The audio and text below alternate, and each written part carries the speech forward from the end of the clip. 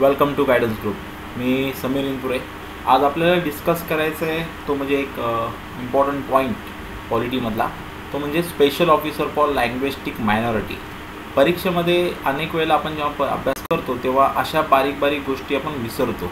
So आपल्याला बघायचं आहे की हे काय आहे. हे एक ऑर्गनायझेशनल हे काय एक ऑफिस आहे, ठीक आहे, आणि लँग्विस्टिक मायनॉरिटी काय आहे. सो ह्याच्यावरती अनेक वेळेला प्रश्न आलेत. So let's start. आपण ह्या पॉईंटच्या संदर्भामध्ये काय काय कवर करू शकतो ते. सो पहिला पॉईंट आहे की ही जे ऑफिस आहे हे एक ऑफिस आहे, ठीक आहे, सरकारी. ते ऑफिस म्हणजे कार्यालय ज्याच्याकडे एक जबाबदारी दिलेली असते असं. सो एक स्पेशल ऑफिसर नियुक्त केला जातो फॉर लँग्वेज मायनॉरिटी. आपल्याकडे मायनॉरिटीची जी कन्सेप्ट आहे ती संविधानामध्ये बेसिकली अशी कुठेही दिली नाही आहे. सो आपल्याकडे दोनच पद्धतींनी मायनॉरिटी आहे. एकाला म्हणतो आपण रिलिजियस मायनॉरिटी आणि लँग्विस्टिक मायनॉरिटी. सो रिलिजियस मायनॉरिटी आणि लँग्विस्टिक मायनॉरिटी अशा दोनच पद्धतीच्या आपल्याकडे मायनॉरिटी आहेत. आलं लक्षामध्ये. सो आता लँग्विस्टिक मायनॉरिटीच्या संदर्भामध्ये आपण एक स्पेशल ऑफिसरची नियुक्ती केलेली आहे, कारण आपल्या कॉन्स्टिट्यूशननुसार मायनॉरिटीला प्रोटेक्ट करणं हे एक इम्पॉर्टंट रिस्पॉन्सिबिलिटी आहे सरकारची. ती मार्गदर्शक तत्वांमध्ये पण आहे, फंडामेंटल राईट्समध्ये पण येते अशा पद्धतीने. तर मग आता लँग्विस्टिक मायनॉरिटीला प्रोटेक्ट करण्यासाठी गव्हर्नमेंटने काय केलं, कारण जेव्हा संविधान लागू झालं होतं त्यावेळेला संविधानामध्ये special officer for linguistic minority असं कुठलंही पद तयार करण्यात आलेलं नव्हतं सुरुवातीच्या काळात जेव्हा कॉन्स्टिट्यूशन लागू होतं. त्यामुळे तो एक पॉईंट लक्षात ठेवा तुम्ही की ओरिजिनली म्हणजे ज्यावेळेला संविधान लागू झालं, बनवलं गेलं आणि लागू झालं, त्यावेळेला did not make any provision with respect to the special officer for linguistic minority. याचा अर्थ तेच मी तुम्हाला सांगितलं की सुरुवातीच्या काळामध्ये कुठेही लँग्विस्टिक मायनॉरिटीच्या संदर्भामध्ये स्पेशल ऑफिसर असं पद तयार केलं गेलेलं नव्हतं, ठीक आहे. पण तसे गाईडलाईन्स होत्या, कारण आपल्या कॉन्स्टिट्यूशननुसार लँग्विस्टिक मायनॉरिटी आणि रिलिजियस मायनॉरिटी अशा दोनच मायनॉरिटी आपल्या देशामध्ये कन्सिडर केल्या जातात. आणि त्या संदर्भामध्ये मायनॉरिटीच्या प्रोटेक्शन संदर्भामध्ये तुम्हाला फंडामेंटल राईट्समध्ये पण काही आर्टिकल सापडतात आणि डायरेक्ट प्रिन्सिपल्समध्येही सुद्धा सापडतात. सो त्या दृष्टिकोनातून गव्हर्नमेंटनी पुढे काय केलं, जरी मूळ संविधानात नसेल तरी या गाईडलाईनचा वापर करून सरकार म्हणजे आपल्या पार्लमेंटने काय केलं, एक कमिशननी रिकमेंडेशन केलं होतं. त्या कमिशनचं नाव आहे तर स्टेट रिऑर्गनायझेशन कमिशन, ठीक आहे. आता ह्याचा एक थोडंसं आपण बघूया पॉईंट की ज्या वेळेला आपल्याला राज्यांच्या सीमा आपण बनवत होतो, बरोबर आहे, त्यावेळेला सुरुवातीला खूप साऱ्या गोष्टी काय होत होत्या की डिफिकल्ट जात होत्या. राज्यांच्या सीमा कशा असतील, भाषावर प्रांतरचना असेल का कशी असेल अशा वेळेला. नंतर काही काळाने तर तुम्हाला माहिती आहे की भाषावर प्रांतरचना झाली. पण अशा वेळेला भाषावर प्रांतरचना झाल्यानंतरसुद्धा आपल्याकडे अनेक राज्यांमध्ये जिथे बहुसंख्य एक भाषा बोलणारे एक संस्कृती, तुम्हाला माहिती आहे की भाषा हा संस्कृतीचा एक म्हणजे भाषा ही संस्कृतीला रिप्रेझेंट करत असते, त्यामुळे तो संस्कृतीचा एक महत्त्वाचा अंग मानला जातो, बरोबर आहे. तर भाषाचं डॉमिनन्स असलेल्या एखाद्या प्रदेशामध्ये एखादी कमी संख्येने भाषा बोलणारी जी लोक असतील त्यांच्या अधिकारांचं उल्लंघन तिथे होता कामा नये. त्यांच्या भाषेच्या संस्कृतीचं, त्यांच्या भाषेची जपणूक झाली पाहिजे, म्हणून या स्टेट रिऑर्गनायझेशन कमिशननी तशी रिकमेंडेशन केली होती.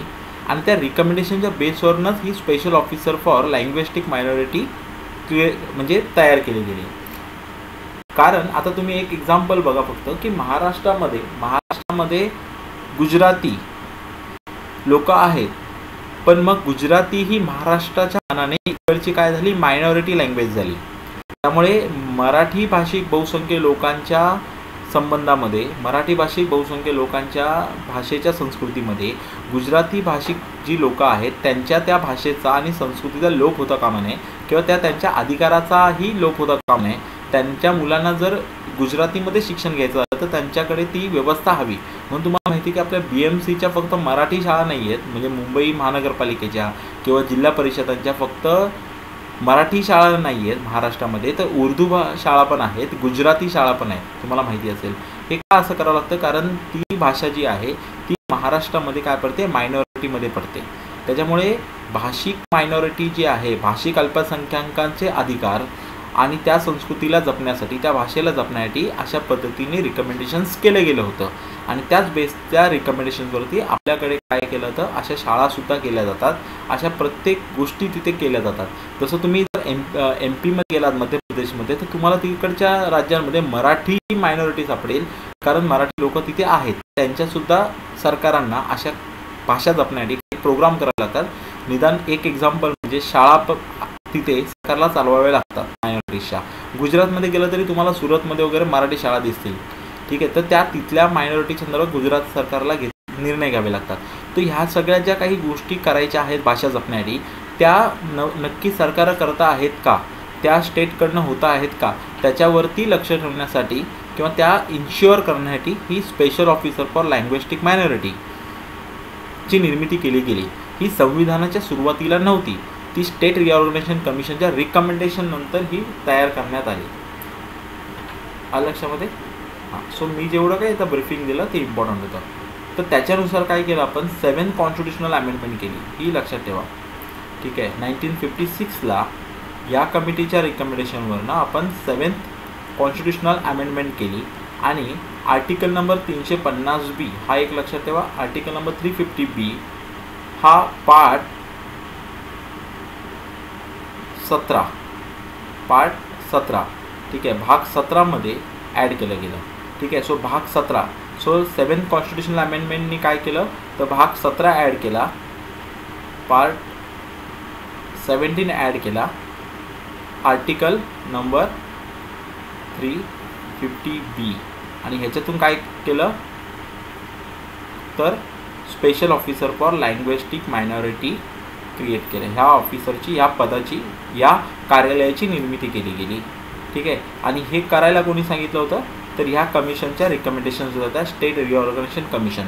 सो ह्याच्यामागची हिस्ट्री आणि थोडं बॅकग्राऊंड मी तुम्हाला समजावून सांगितलेलं आहे.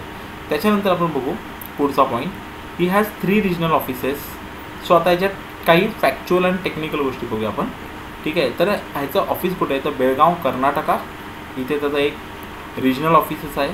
त्याच्यानंतर चेन्नई तामिळनाडू आणि कोलकाता वेस्ट बंगाल, अशी हे त्याचे रिजनल ऑफिसेस आहेत. बेळगाव, चेन्नई, कोलकाता वेस्ट बंगालमध्ये, चेन्नई तामिळनाडूमध्ये आणि बेळगाव कर्नाटकात आहे. आणि ह्याचा जो हेड असतं, ह्याचा जो ऑफिसर असतो त्याला असिस्टंट कमिशनर लीड करतो याला. ठीक आहे, आणि ह्याचं जे हेड ऑफिस आहे हे प्रयागला आहे, उत्तर प्रदेशमध्ये. आता जाऊया पुढच्या पॉईंटकडे. बरं, आता ह्या आर्टिकलमध्ये काय सांगितलेले आहे, हे जे आर्टिकल 350B आहे, आर्टिकल 350B आहे, याच्यामध्ये काय सांगितलेलं आहे तर ह्याच्यामध्ये असं सांगितलेलं आहे, ह्याच्यात प्रोव्हिजन्स काय आहेत ते बघू आपण. Important provision. पहिला पॉईंट आहे, there should be a special officer for linguistic minority. याचा अर्थ काय, ह्या पदाची निर्मिती तो करतो. ठीक आहे, सो हा जो आहे तो काय करतो, पदाची निर्मिती.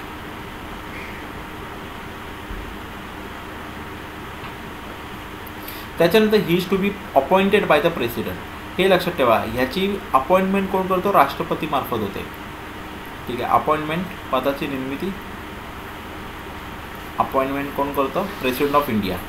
त्याच्यानंतर ह्याची ड्युटी काय आहे, ड्युटी आहे त्याची स्पेशल ऑफिसर. ठीक आहे, to investigate all matter relating to the safeguard provides for the linguistic minority under the constitution. ठीक आहे, सो भारताच्या संविधानामध्ये मायनॉरिटीच्या संदर्भामध्ये जे काही प्रोटेक्शन आणि प्रिकॉशन्स घ्यायला सांगितले, सेफगार्ड्स करायला सांगितलं आहे, त्याच्यासाठी हा अधिकारी काय करेल तर ते इम्प्लिमेंट करण्याचा प्रयत्न करेल. ते इन्श्युअर करेल की लँग्विस्टिक मायनॉरिटी संदर्भात जे काही अधिकार त्या मायनॉरिटीला मिळाल्या पाहिजेत आणि जे सेफगार्ड मिळाल्या पाहिजेत ते त्यांना मिळायला पाहिजेत. ही त्याची महत्त्वाची ड्युटी आहे ती. त्याच्यानंतर ह्याची अपॉइंटमेंट प्रेसिडेंट करतो म्हटल्यानंतर त्याला रिपोर्टसुद्धा तो कोणाला करतो, तो प्रेसिडेंटलाच करतो. लक्षात ठेवा, हा रिपोर्टसुद्धा प्रेसिडेंटलाच करतो. ठीक आहे, असं. त्याच्यानंतर the president should place all such report before the each house. So आणि मग प्रेसिडेंट काय करतो, या संदर्भातले रिपोर्ट कुठे होते तो पार्लमेंट समोर ठेवतो. आणि त्या राज्याचा जर किस्सा असेल तर तो त्या राज्याच्या गव्हर्नमेंट समोर तो ठेवतो, तो त्या राज्यांना पाठवतो. ठीक आहे, असं. सो हा जो ऑफिसर असतो हा डायरेक्टली राष्ट्रपतीला उत्तरदायी असतो. तो राष्ट्रपतीला त्याचे रिपोर्ट्स देतो आणि राष्ट्रपती मग ते केंद्राच्या संदर्भात असेल तर पार्लमेंटमध्ये ठेवतो आणि राज्याच्या सभा असेल तर त्या राज्य सरकारांना आणि त्या गव्हर्नन्सला तो पाठवून देतो. त्याच्यानंतर पॉईंट आहे की constitution does not specify the qualification, tenure, salary, allowances, services, condition, procedure for removal of the special officer linguistic minority. याचा अर्थ काय होतं की कॉन्स्टिट्यूशनमध्ये जरी आपण त्याला इन्क्लूड केलं गेलं, म्हणजे ही जरी कॉन्स्टिट्युशनल ऑफिस झालं, कॉन्स्टिट्युशनल ऑर्गनायझेशन जरी झाली ही, किंवा आपण त्याला कॉन्स्टिट्युशनल बॉडी जरी म्हटलं याला, तरीसुद्धा म्हणजे ही एक कॉन्स्टिट्युशनल बॉडी आहे, हे फिक्स आहे, कारण ह्याचं कॉन्स्टिट्यूशनमध्ये मेन्शन केले गेलेलं आहे. So is a constitutional body. Correct आहे, ठीक आहे. पण असं जरी असलं तरीसुद्धा कुठचीही गोष्ट ह्याला स्पेसिफाय केली गेलेली नाही की हा जो लँग्विस्टिक मायनॉरिटी ऑफिसर असेल त्याचं क्वालिफिकेशन काय आहे दिलेलं नाही, टेन्युअर काय असेल हे पण दिलेलं नाही, सॅलरी काय असेल हे पण दिलं नाही आहे, अलाउन्सेस काय हे पण दिलं नाही आहे, सर्व्हिस कंडिशन काय असेल हेही दिलं नाही आहे, प्रोसिजर फॉर रिम्युअल पण दिलं नाही आहे. ठीक आहे. तर कॉन्स्टिट्यूशन ह्याच्या संदर्भामध्ये सायलेंट आहे. म्हणजे जरी ही कॉन्स्टिट्युशनल बॉडी असली, कॉन्स्टिट्यूशननी तयारी केली असली, प्रेसिडेंट त्याची अपॉइंटमेंट करत असला, तरी त्याचं क्वालिफिकेशन काय असेल, टेन्युअर काय असेल, सॅलरी काय असेल, अलाउन्सेस काय, सर्व्हिस कंडिशन काय, प्रोसिजर काय असेल त्याला काढण्याची, ह्याच्याबद्दल कॉन्स्टिट्यूशन काय आहे, सायलेन्स आहे असं. बरं, मग आता पुढच्या पॉईंटकडे जाऊया आपण. मग the office of the special officer linguistic minority कधी क्रिएट केलेलं? 1957ला. 1956च्या अमेंडमेंटनी. अमेंडमेंट कुठली होती ती? ठीक आहे, 1956ची अमेंडमेंट होती आणि ते ऑफिस चालू झालं 1957ला. त्याचं लेवल काय आहे? त्याची आहे कमिशनर फॉर लँग्विस्टिक मायनॉरिटी असं त्याचा दर्जा आहे. त्याचं ऑफिस कुठे आहे? तर त्याचं हेड ऑफिस आहे प्रयागराज, उत्तर प्रदेशमध्ये त्याचं ऑफिस आहे. आणि त्याचे आपण सब रिजनल ऑफिसेस बघितले. आपण रिजनल ऑफिसेस ते म्हणजे बेळगाव, कर्नाटका, चेन्नई. तो स्पेशल ऑफिसर फॉर लँग्विस्टिक मायनॉरिटीचा दर्जा काय असतो? तो कमिशनर हा त्याचा दर्जा आहे. ठीक आहे. आणि हे जे त्याचे रिजनल ऑफिसेस आहेत, बेंगलुरू, बेळगाव कर्नाटका, हे बेळगाव आहे कर्नाटकातलं, चेन्नई तामिळनाडू आणि कोलकाता वेस्ट बंगाल, तिथे हे त्याचे असिस्टंट कमिशनर असतात. डन.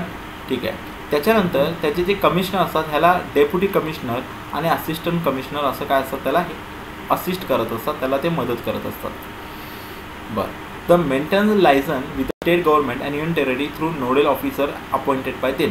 सो ते राज्य सरकारांची कशा पद्धतीने राज्य सरकारांची आणि युनियन टेरिटरीची या संदर्भामध्ये जर काही डिस्कस करायचं असेल किंवा काही निर्देश द्यायचे असेल तर त्यांनी जे नोडल ऑफिसर म्हणजे एक अधिकारी जे अपॉइंट केले जातात त्यांच्यामार्फत ते काय करतात, राज्य सरकारांची आणि केंद्रशासित प्रदेशांची संपर्क साधत असतात, त्यांना ते गायडन्स देत असतात. ठीक आहे. त्याच्यानंतर हे जे ऑफिस आहे, ठीक आहे, at the central level the commissioner fall under the ministry of minority affairs. So हे जे कमिशनर असतात हे कमिशनर्स कुठल्या मिनिस्ट्रीच्या अंडर असतात? तर मिनिस्ट्री ऑफ मायनॉरिटी अफेअर्स जी आपली मिनिस्ट्री आहे, ठीक आहे, अल्पसंख्याक मंत्रालय मराठीमध्ये म्हणायला गेलं तर केंद्राच्या अल्पसंख्याक मंत्रालयाच्या अंडर हे कमिशनर्स काय करतात, अंडरमध्ये येतात, त्यांच्या अंडर ते काम करतात. सो हा एक इम्पॉर्टंट पॉईंट आहे या संदर्भातला. He submit the annual report to the president through union ministry affairs minister. म्हणजे हा काय करतात, ते ॲन्युअल रिपोर्ट पाठवतात, प्रेसिडेंटला पाठवतात, पण हे कशा थ्रू पाठवतात? द युनियन मिनिस्ट्री अफेअर्स तर्फे हे पाठवतात. ठीक आहे. त्याच्यानंतर ठीक आहे युनियन मायनॉरिटी. सो हे जे म्हणजे हे जे कमिशनर असतात हे कमिशनर आपल्या मंत्रालयातर्फे मिनिस्ट्री ऑफ मायनॉरिटी अफेअर्सतर्फे हे राष्ट्रपतीकडे ते रिपोर्ट पाठवत असतात. मग आता यांचा रोल काय बघू आपण. रोल ऑफ द कमिशनर काय आहे? The commissioner take up all the matter pertain to the grievance arising out of the non implementation of the constitutional and nationally agreed scheme or safeguard provided to the linguistic minority. याचा simple अर्थ असा आहे की केंद्र सरकारने ज्या काही मायनॉरिटीच्या संदर्भामध्ये स्कीम्स किंवा प्रोग्राम बनवले असतील किंवा आपल्या इंडियन कॉन्स्टिट्यूशनमध्ये ज्या काही स्कीम्स आणि प्रोग्राम असतील ज्या मायनॉरिटीच्या हितासंदर्भात, भाषिक अल्पसंख्याकांच्या हितासंदर्भात असतील, त्या या अल्पसंख्याक लोकांना, भाषिक अल्पसंख्याक लोकांना मिळत आहेत का, ते संरक्षण त्यांना मिळतं आहे का, त्यांची भाषा वृद्धिंगत करण्यासाठी त्यांना ज्या काही स्कीम प्रोग्राम आहेत त्याचे लाभ त्यांना मिळत आहेत का, हे इन्श्युअर करणं हे त्याचं मेन काम आहे, हे त्याचं दिलेलं आहे. त्याच्यानंतर the commissioner launches a 10 point programme to lend fresh impetus to the government effort toward the preservation of the language and culture of linguistic minority. ठीक आहे. म्हणजे तेच की काय करणं आहे तर हे जे लँग्विस्टिक मायनॉरिटी आहे त्यांच्या हिताची, त्यांच्या भाषेची, त्यांच्या संस्कृतीची काय करणं की ते सेफगार्ड करणं आणि त्याला वाढवण्यासाठी जेवढे काही प्रयत्न करता येतील ते करणं, ॲज वेल ॲज त्यांना ऑलरेडी जे इंडियन कॉन्स्टिट्यूशनने आणि बाकी काही केंद्र सरकारच्या स्कीम प्रोग्रामनी किंवा केंद्र सरकारच्या कायद्यांनी जे काही संरक्षण दिलेलं आहे किंवा जे काही बेनिफिट्स दिलेले आहेत किंवा जे काही वाढीच्या संदर्भामध्ये जे काही त्यांना फायदे आहेत ते त्यांना मिळतात की नाही हे इन्श्युअर करणं, हे या दोघांचा अर्थ आहे. त्याच्यानंतर फंक्शन्स काय आहेत ते, त्याचे फंक्शन्स काय आहेत. सो मेन फंक्शन ते सांगितलं की to investigate all matter related to safeguard. मिळत नसतील काही राज्यांमधून जर म्हणजे समजा गुजरात राज्याने समजा मराठी शाळा सगळ्या बंद केल्या तर ऑब्व्हियसली तिकडची जी महाराष्ट्रीयन लोक आहेत किंवा ज्यांना मराठी भाषेमध्ये शिकायचं आहे ते ह्या कमिशनकडे किंवा ह्या बॉडीकडे तक्रार करू शकतात की आम्हाला नाही मिळत आहे किंवा आमच्या भाषेला इकडे वाव नाही आहे किंवा आमची भाषा इथे दाबली जाते किंवा आम्हाला आमची भाषा वाढवण्याच्या संदर्भामध्ये रिस्ट्रिक्शन्स केले जात आहेत. तर असं जर काही असेल तर त्या केसेसच्या संदर्भात ते राज्य सरकारांना प्रश्न विचारतील किंवा त्याच्यावरती इन्क्वायरी बसवतील असं. आणि तो जो रिपोर्ट असेल त्या सगळ्या गोष्टींचा ते राष्ट्रपतीला सांगतील की असं असं आहे. मग राष्ट्रपती तो रिपोर्ट त्या राज्याला पाठवेल आणि केंद्र सरकारला पाठवेल आणि पार्लमेंटला पाठवेल आणि मग त्याच्यावरती डिस्कस चालतील की बाबा गुजरात राज्यामध्ये महाराष्ट्रातल्या मराठी भाषिक लोकांवरती किंवा तिथल्या मराठी अल्पसंख्याक लोकांवरती अशा गोष्टी होत आहेत, ह्या कितपत योग्य आहेत किंवा बरोबर आहे त्याच्या उत्तरं द्या. मग त्या राज्यांना तिथे उत्तरं द्यावे लागतील. राज्यसभेमध्ये तो प्रश्न गाजेल, लोकसभेमध्ये प्रश्न विचारले जातील, केंद्र सरकार त्या राज्यांना निर्देश देईल, राज्यपाल त्या संदर्भामध्ये आपले मतं मांडतील, मुख्यमंत्र्यांना ते मत मांडायला लावेल. म्हणजेच काय तर पूर्ण यंत्रणा त्या कामी लावता येऊ शकते एका रिपोर्टने असं आहे.